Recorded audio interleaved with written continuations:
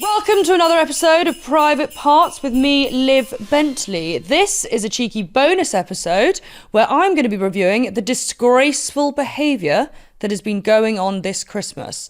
Christmas parties are in full swing, and I have decided to do my own digging as 10% of you lot seem to have got fired. And that is a genuine statistic, so which cheeky bastards commented on in the last post saying that it wasn't true. ChatGPT it. So welcome to HR.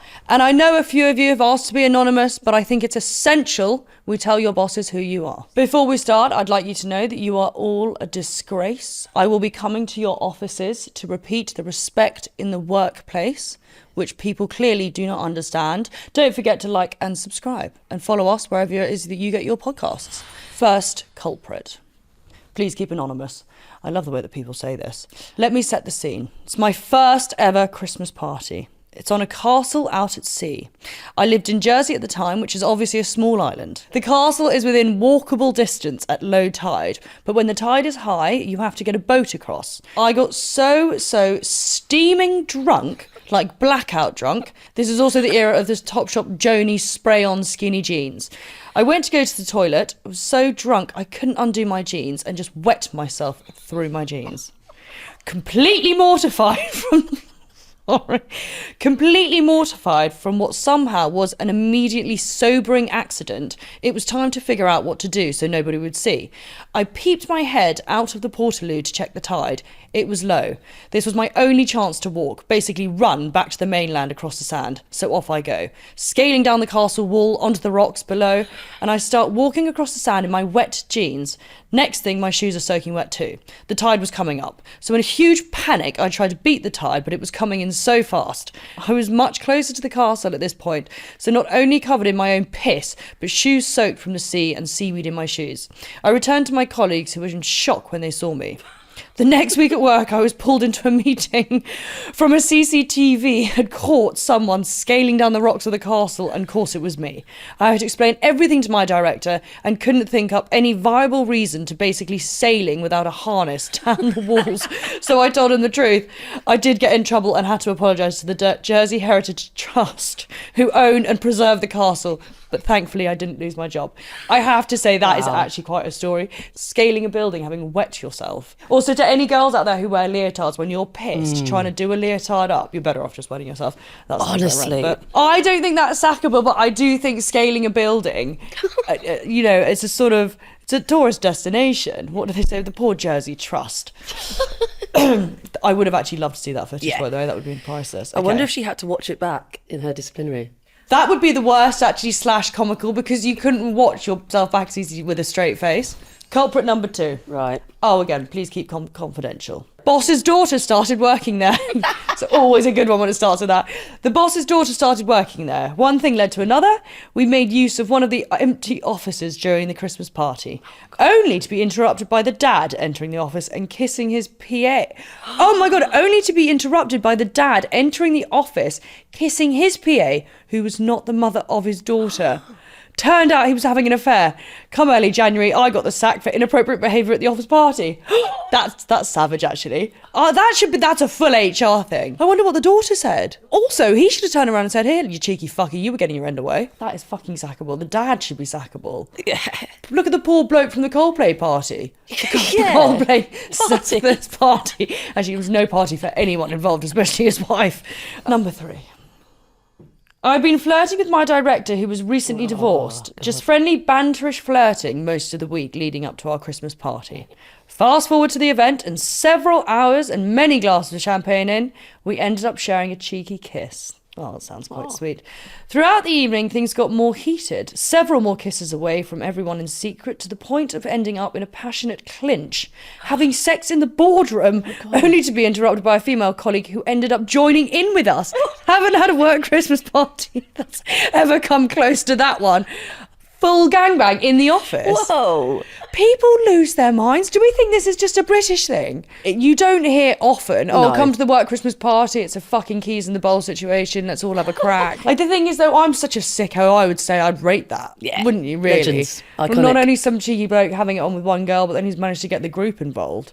I mean, it's one or the other. It's always something sexual, isn't it, as well? Why is it anything goes at an office Christmas party? Like... I wonder actually if he did get fired for that. Wait, hang on, I just realised it was the director. Fresh out of a divorce. Listen, fair play, she's trying new things. Also, just so everyone's aware, office Christmas parties is not an excuse to cheat. You can't come home and go, oh, well, it was mistletoe. Shove it up your asses. Right, next. Years ago, I went through an awful breakup. The kind where you have to leave the house in a hurry, with no chance to grab anything. Not even my dog. It happened just a week before my work Christmas party. Fast forward to the party, after several hours of drinking, I somehow ended up at a table with a group of women I didn't usually work closely with. Armed with pens, napkins, and far too much confidence, they mapped out an entire cinematic rescue mission to get my dog back. Think full heist movie storyboard. And then we actually did it. Whoa. We piled into a taxi because none of us should have been driving after all the cocktails, made a dramatic stop at the shops to buy head-to-toe black spy outfits, and set off on our mission. Against all odds, it was a complete success. We got my dog, and still the story gets told every Christmas party. Thank goodness for work Christmas parties. Oh, that's actually quite sweet. See, that's a positive thing. No one should be sacked for that, minus the ex-girlfriend minus the ex who kept the dog hostage. Yeah. By the way, some of these people who've started them have really just punchy lines. Here we go. Slept with the owner of a large company. In. Do you know what I mean? There's no easing us into this story. Slept with the owner of a large company at the Christmas party. I was an accounts assistant at the time. No. He came on to me, though, obviously both blind drunk. Ended up at the flat he stayed at when he travelled over. He lived overseas, which he shared with one of his employees. Separate bedrooms, of course. Wild night, woke up in the morning, and unbeknownst to me, my mum had been trying to get hold of me. I read it quickly. I thought it said my mum had been trying to get into bed too. We're both still in bed naked, mid-morning, and his colleague barges in after already heading into the office that morning. He'd driven all the way to the flat to tell me that my mum had rung the office trying to get hold of me as I'd gone missing. Oh, no. Anyway, the owner kindly dropped me home, and he proceeded to act like nothing happened for the year I remained at the company, Orcs.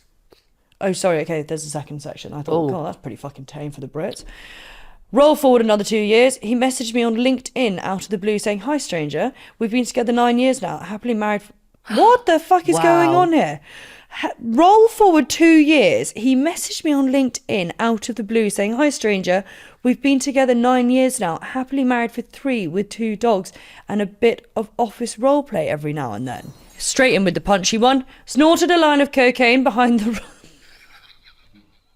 So, I don't know what's worse, orgies or drugs. Okay, snorted a line of cocaine behind the bar, right under the camera, then started drinking from the beer tap and tried to fight my general manager. I mean, fired, obviously. Yeah. There's no way you could have remained there. It's probably more the shade. It's the camera angles. That's what gets me. I once got cornered in a literal storage closet by my boss at a Christmas party. Guess who got fired? Was not me, because fuck him. That's quite savage, actually. You do hear those stories, don't you? Here's another good one. I love the beginning bit where something's like used, like the word maternity leave. Okay. My first Christmas party after maternity leave, I got extremely drunk. I rate that already. Yeah. I offered to take one of my managers home, to which she replied she was going home to her wife. I told her I would go home with her and snuggled between them both, as I'm sure her wife wouldn't mind. Because she pied me, I then thought it was a good idea to try it on with my manager's nephew. The whole evening ended up with a massive disciplinary when I returned to work from my mat leave. Happy reading. I love the fact that no mention of the husband. You're married. Well, unless she's not with the father of the child. Coming on to women, aren't we? Yeah, I know. And nephews. The full fucking family. Office Christmas party nonsense. At one of them, a guy tried to start a fight with the MD, then got chucked out of the venue, and then proceeded to take an actual real-life human shit out. What? Wait, start again. That's all it says. Office Christmas party nonsense. At one of them, a guy tried to start a fight with the MD, then got chucked out of the venue, and then proceeded to take an actual real-life human shit outside. He didn't get sacked. A madness. Just to really confirm this was absolutely not me. What is Real life shit. Drop trow and take a shit outside your office. I don't know how you've done What does that serve? I don't know. In the argument. It's a bit of a fuck you. I mean, the fact he didn't get fired for that. I wouldn't even touch a dog crap. If someone took a human shit, I love the way she say human shit as well. You can't take a crap in the place of work. Christmas do shenanigans. Used to work for a global recruitment company. They had a Christmas party due in a prestigious stately hotel in Warwick. Me and my mate went for a wander to explore the halls. Absolutely off our chops. Oh no. We walked past a utility room full of wheelchairs.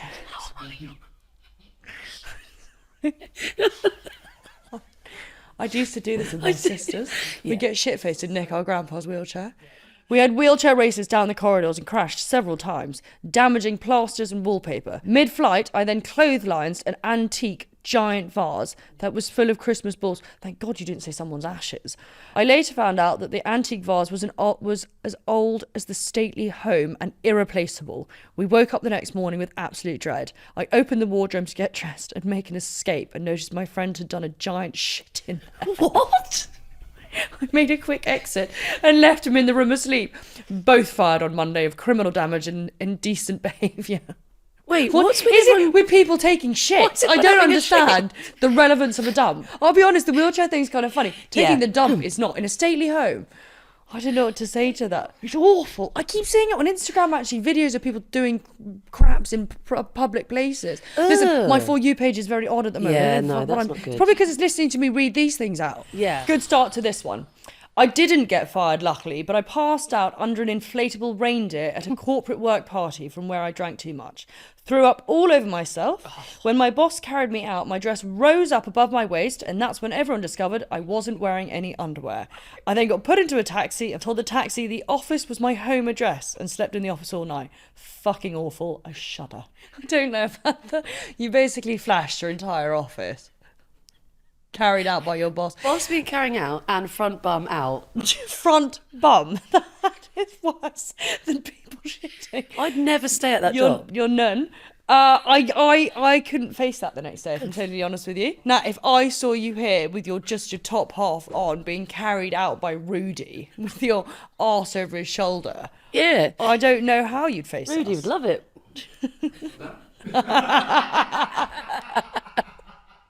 No, you'll work that one out in the edit. Yeah. Genuinely not me, but a girl I used to work with never drank at any party, but was always out for drinks socially, so I asked her why. In her first job, she was in her early 20s, and she'd got hammered at her Christmas party. Started a dance circle, got in the middle, and deep-throated a beer bottle in front of everyone in her company. She never drank again at a company event. I don't think it's fireable. I think it's kind of amusing, but now your whole office knows what you're like in the sack. I worked in HR, a bit like me really.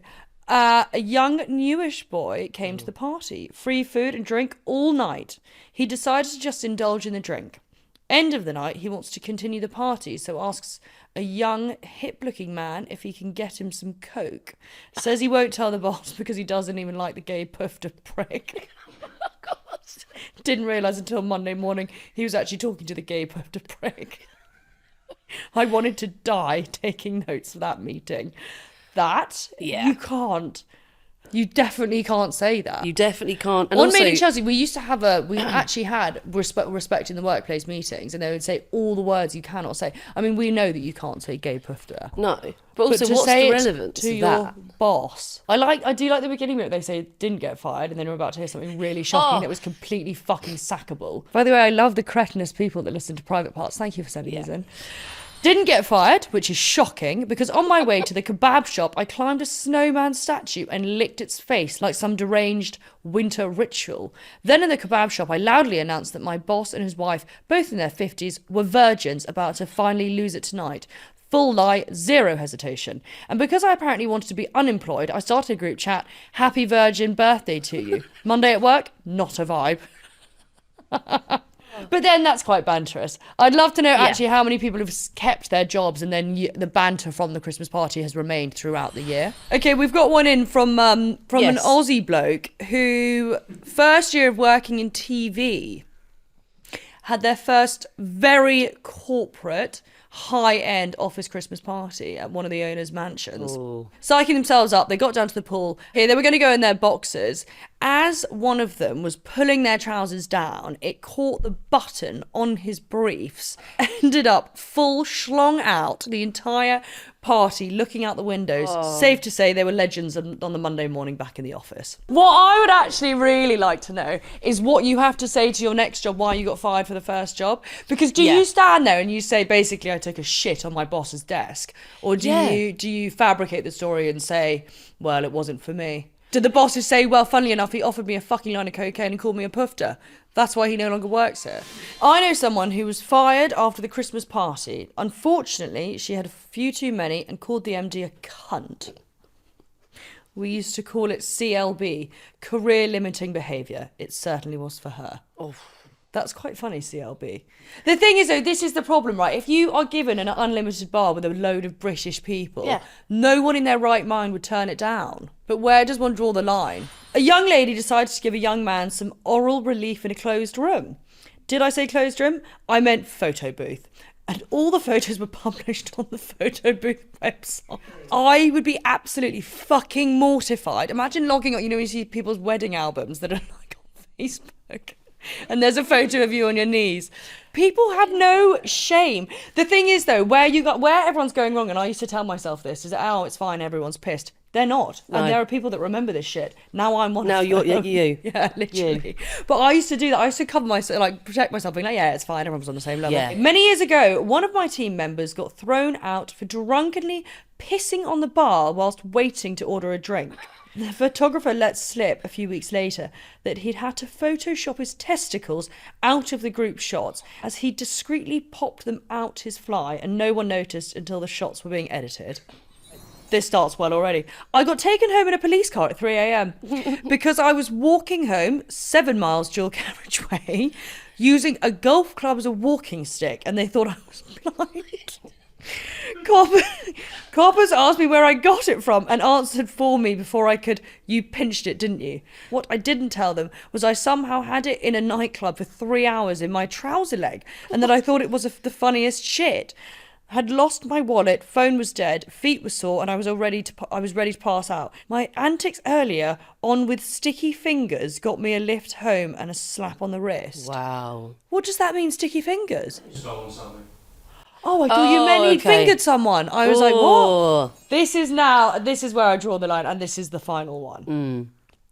My manager pissed herself on the dance floor, removed her pants and flung them at a colleague's husband. If I got smacked in the face with someone's urinated knickers, I would fucking go mental. Yeah. The shock on their face if something wet smacked you. Oh, it's awful. I mean, I'm sorry, but that is a sackable offence. And can I just say, it's safe to say, there's a reason that there's 7 million of us. Actually, why am I tarnishing myself with that brush? I'm a remarkable citizen. Yeah. 7 million people a year get fired. Listen, some of it I slightly rate. The maternity leave woman, I don't know if that's acceptable, trying on with the female and then, you are married. Scaling a sort of protected building, I don't know how right that is. Taking a shit in a closet, that is unacceptable. Yeah. And flinging your pissed pants at someone else's husband, not even, actually, this is not the boss, I don't know. But my favourite is calling the MD a cunt. Yeah. I think that, is acceptable. Actually, maybe Christmas parties are the one time of year you can really tell people how you feel. At my work Christmas party, I tripped on the stairs on the way out to the after party / pub, fell down said flight of stairs and face planted the wall, knocked myself out and woke up, threw up over myself, at which point an ambulance had turned up and I had to be strapped to the stretcher to be carried down the remaining 3 flights. I'm 6'3". So I can imagine how that looked, getting round. how that looked getting round the tight staircase. Came to in A&E 6 hours later, where I had zero memory of what happened, but my colleague was sat opposite me who kindly informed me. My first question to him was, why are you here in A&E? Safe to say the Christmas party this year has been moved to a ground floor location. I mean, that's the fact you're 6'3" as well is fucking hilarious. We were hosting our work Christmas event to celebrate the end of a successful year. Because we worked in high-end aesthetics, the party was also open to the public to help generate a few extra sales. There was plenty of champagne going around, and even the cleaner had some. That's where things went wrong. He ended up getting extremely drunk, far beyond what anyone expected. It took 5 staff members to remove him from the building while he was shouting things like, "I've got a better life than you. I don't need this job." And other insults. Clients were present and witnessing the entire situation. After he was taken outside, he escalated further. He threw a bottle at one of the main windows, smashed it, and ended up being charged with vandalism that same night. The atmosphere instantly became awkward, and we never saw him at work again. It's always the quiet ones, isn't it? What I love the most when you hear these stories is it's normally like there's always a dark horse. Like I bet it's someone who really hardcore 9 to 5s it, and then suddenly Christmas party, it's all off. And that is the end of another glorious bonus episode, and it's safe to say you're all a bunch of savages. I would also really like to see in January how many of you still have your jobs, what you now have to put on your CVs, what recommendations your old bosses are giving. And don't forget to like, subscribe and listen at Private Podcast. And stay safe out there. And please stop shitting in public fucking places. Knowing my luck, I'll probably tread in it. Happy Christmas.